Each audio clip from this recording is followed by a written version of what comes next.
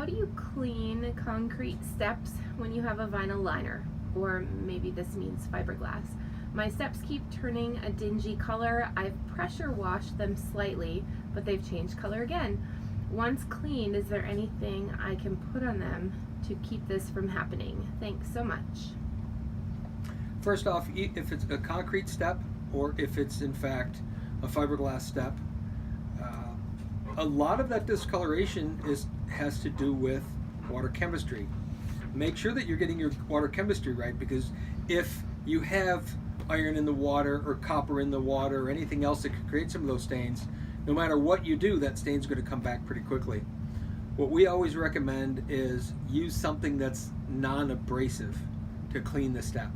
And there's a few products that you could put in the water that will help condition that surface so it won't take as much stains. But usually it's clean it, and most importantly, make sure that the water chemistry is balanced. If you have any issues there, you're going to get staining. If you're continually chasing an algae problem, algae bloom is always going to attach itself to a step. If you're dealing with high iron contents or copper contents, they're always going to attach there as well.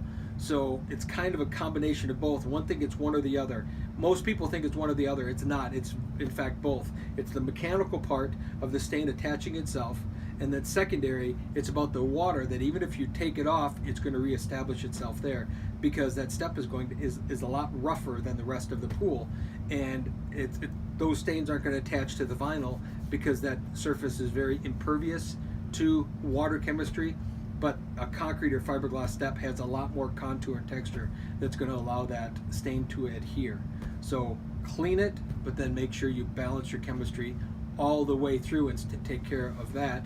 And then there's some Jack's Magic products and some other things that you might want to look into in terms of to clean those surfaces off. Working forward into the future, the other thing you might want to do is increase your frequency.